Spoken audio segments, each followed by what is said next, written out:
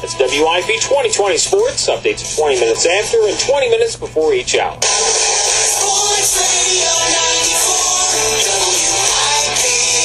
This is Philadelphia's sports station. This is the new Sports Radio 94 WIP. Well, there are people who get to date, the best-looking girl or guy in high school, and then you have your people who get to date Elvis Presley. And we're on the line with us right now, Caroline Cahoon-Hauser, who has a book called "How About a Date?" Which describes her great tale of actually dating Elvis Presley. And Caroline, welcome to the program. And how did this whole date come about? Hi, good morning. It was a long time ago. I'm 17. I'm now 74. And Elvis asked me out after a concert in my hometown on August 2nd, 1955. Okay, hold on. Where's your hometown? Sheffield, Alabama. Sheffield, Alabama. So he was on a tour, right, with Johnny Cash? That's right, correct, yes. And after the show, they're signing autographs, and he slipped you a note? Right. He called over because I didn't go there to get an autograph. I stayed in my seat, and everyone was rushing up, and so he called over and said, "Don't you want my autograph?" And I said, "Well, yes, but only if you write something special." So he said, "Well, I will, but you have to come over here and get it." So he wrote, "Dear Carol, how about a date? Answer yes or no." Elvis Presley. I still have that note, by the way. That's what I was just going to ask you. Now, that note, is it framed, or you just have it in a drawer with your undies? I mean, where is that note? Well, actually, finally I put it in the safety deposit box because I couldn't keep up with it. I kept it all these years. I've lost it several times. Finally, my mother found it someplace in a diary. Oh, so you actually had lost it for a little while? Yeah, I did. Yes. I've had a long life, and I've moved around a little bit. I used to, 1977, when Elvis left, I was in Philadelphia. I lived in Rose Valley, Pennsylvania, right near Swarthmore and Wallingford. And anyway, I've just kept up with it all this time somehow or other. I like how you described this death when Elvis left. That would be the ultimate leaving the building. Yes, I was just going to say, that would be the ultimate leaving the building. So I want to get back to this show, all right? Because, damn, would I love to have seen Elvis in 1955. How electrifying was the show to begin with?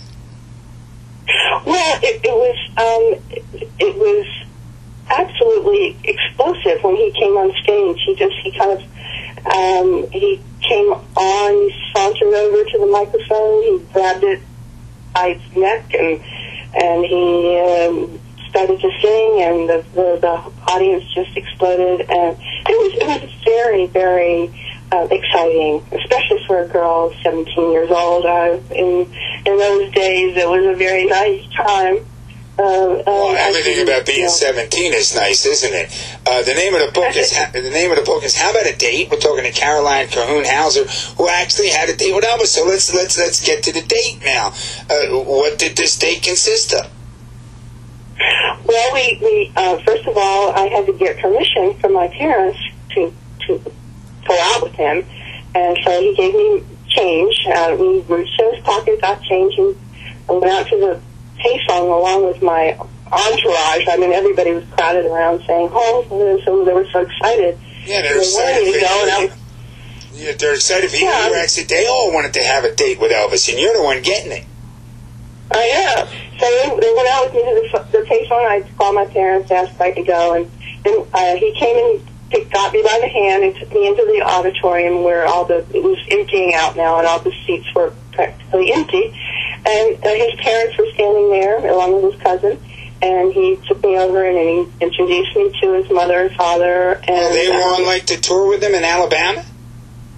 Well, I didn't know at the time why they were there, but it turns out, in retrospect, looking back, they were there because he was not of age yet. He had not turned 21 yet, and it was when Colonel Parker bought his contract out from Sam Phillips. So they were there to do the deal, and so I guess they were, the next day they were going to do it. So you're right in the center of some major history there, Caroline. What did you do on the day? I know. Okay, we left him in his pink Cadillac. We went outside, and there were crowds of people, and he opened the door for me. He was very, very polite, and we got in, and the people were knocking on the window, and it was kind of awkward because we didn't know each other really, and so then we drove away. We had a long procession of people following us. I mean, 30, 40 cars. And there were 30, hold on, there were 30, 40 cars following you? Uh-huh, yeah, like a procession. It was fun. That was So we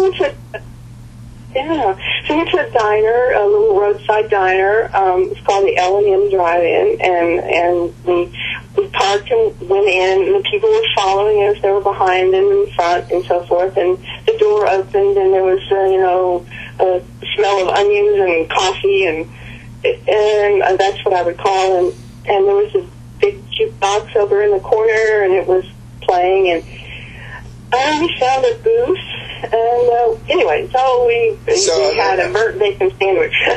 So you remember what she... now, a couple questions here, Caroline. I got to... Mm-hmm. Now, I know you're going to be modest about this, but I can only assume, I mean, Presley, he's not the giant star yet, but still, he's got, hundreds of screaming girls.